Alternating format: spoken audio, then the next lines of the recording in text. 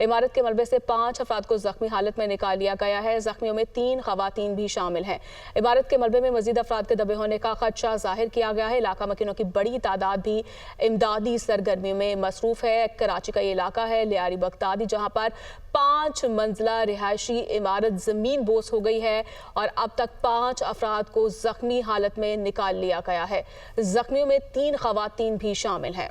जी हाँ नाज़रीन, कराची के इलाके लियारी बगदादी में 5 मंजिला रिहायशी इमारत जमी बोस हो गई है। मनाजिर भी आप देख सकते हैं।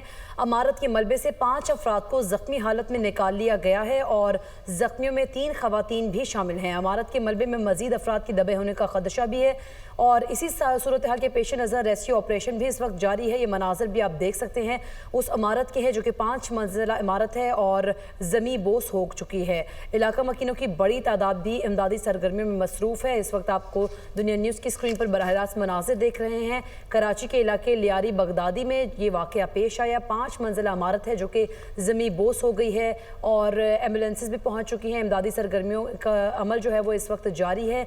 इसके साथ साथ इमारत के मलबे से 5 अफराद को ज़ख्मी हालत में निकाल लिया गया है। रेस्क्यू हुकाम का कहना है कि हालत जो है इन लोगों की ख़तरे से बाहर बताई जाती है और मलबे के नीचे मज़ीद भी अफराद के होने का खदशा जाहिर किया जा रहा है।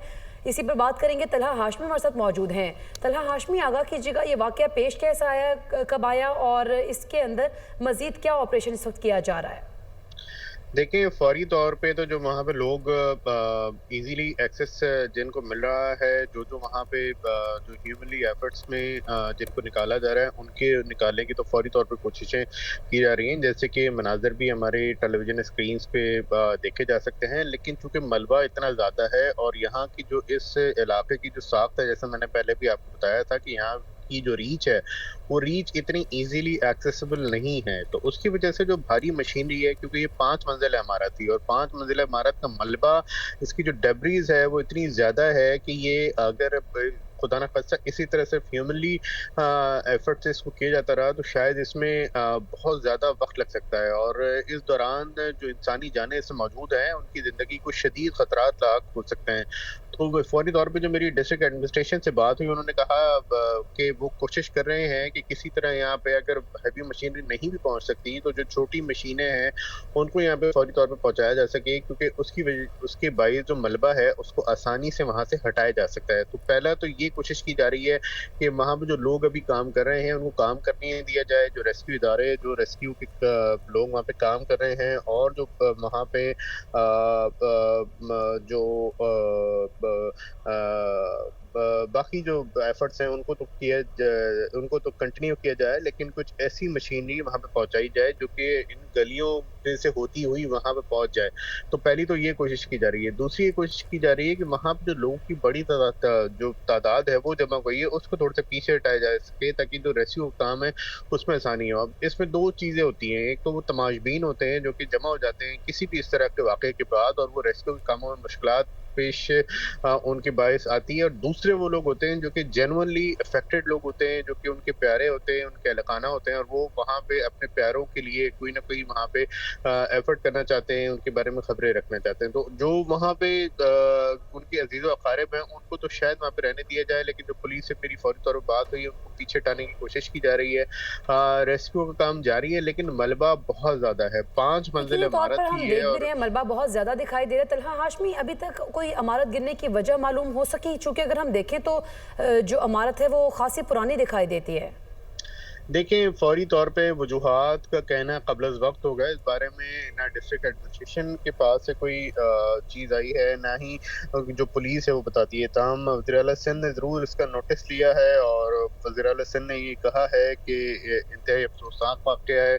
हुकाम फ़ौरी तौर पे इसकी रिपोर्ट पेश करें। रेस्क्यू टीमें मलबों को निकाल रही हैं और ज़ख्मियों को फ़ौरी तौर पे तबी इमदाद दी जाए। अब तक 5 अफ़राद को इसमें से निकाला जा चुका है। वज़ीर-ए-आला सिंध ने सिंध बिल्डिंग कंट्रोल अथॉरिटी से जो शहर की बोसीदा और और खस्ताहाल इमारतें हैं उसकी भी फौरी तफसीलात तलब करनी है। सीएम ने मज़ीद कहा है कि जो खतरनाक इमारतों की फौरी निशानदेही की जाए और शहरियों की हिफाजत के लिए अमली इक़दामात किए जाएँ। लेकिन ज़ाहिर है अब इस तरह के वाक़यात के बाद इस तरह की जो अहकामात हैं वो जारी हो जाते हैं। लेकिन जी, बिल्कुल, बिल्कुल कराची तरह में हम ऐसी ऐसे देखते हैं, माजी में ऐसे बहुत से वाक़यात जो हैं पेश आ चुके हैं। इमारतें गिरने का जो वाक़या है वो तो मामूल देख रहे हैं, फिर ही उसके बाद होश आता है मुतल्लिका इदारों को भी।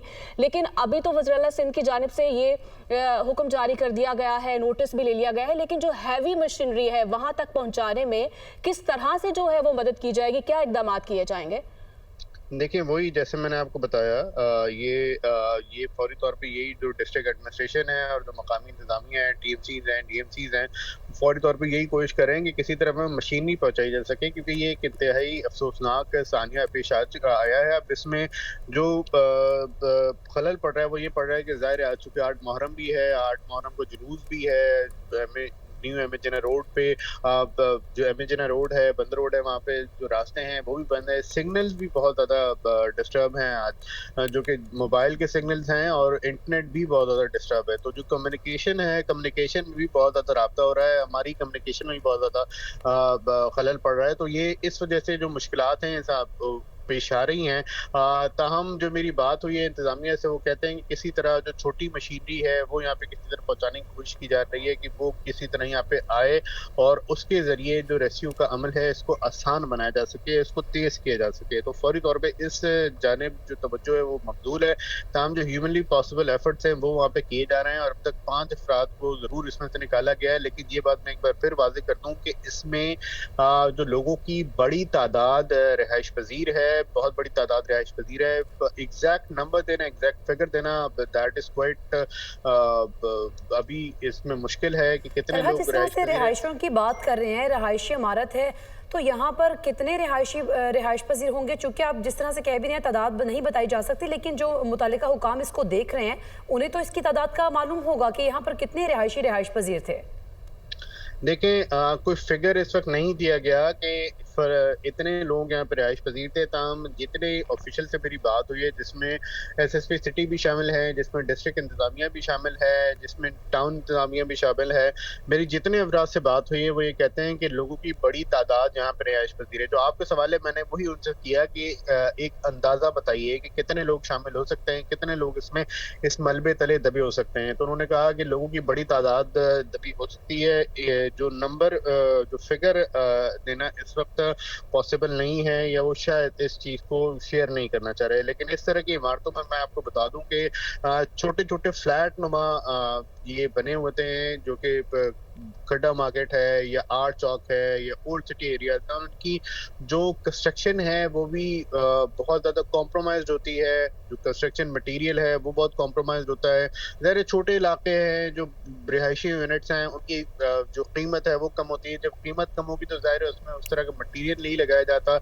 माज़ी में भी इस तरह यहाँ पे कई साल पहले इस तरह की एक जो मल्टी स्टोरी बिल्डिंग थी वो गिर चुकी है, ओल्ड सिटी एरिया में गिर चुकी है। वहाँ पे भी हमने कवरेज की थी, उसके बाद भी इस तरह के इक़दाम हुए थे। ये बारिशों से पहले और बारिशों से पहले इस तरह के जो खस्ता इमारतें होती हैं उन पे ज़रूर नोटिस लगाए जाते हैं। लेकिन ओल्ड सिटी एरिया चूँकि कराची का पुराना तरीन इलाका है, कदीम तरीन इलाका है, तो यहाँ पे इस तरह की बिल्डिंग्स की भरमार भी है जो कि बोसीदा हो चुकी हैं, जो पुरानी हो चुकी हैं, और यहाँ पे ऐसी बिल्डिंग भी हैं जो कि कराची चूँकि कंक्रीट का जंगल है तो ये जिस तरह फैला है, तो यहाँ पे जो कंस्ट्रक्शन हुई है उसकी कंस्ट्रक्शन मटेरियल पे भी सवालात उठाए जाते रहे हैं। तो ये वाली जो इमारत है जो अभी ज़मींदोज़ हुई है, इसके बारे में जो इसकी वजूहात है गिरने के बारे में ज़ाहिर है सामने आएंगी, क्योंकि इसके बाद इन्वेस्टिगेशन होगी, किसी हादसे के बाद ही हम जाते हैं। तो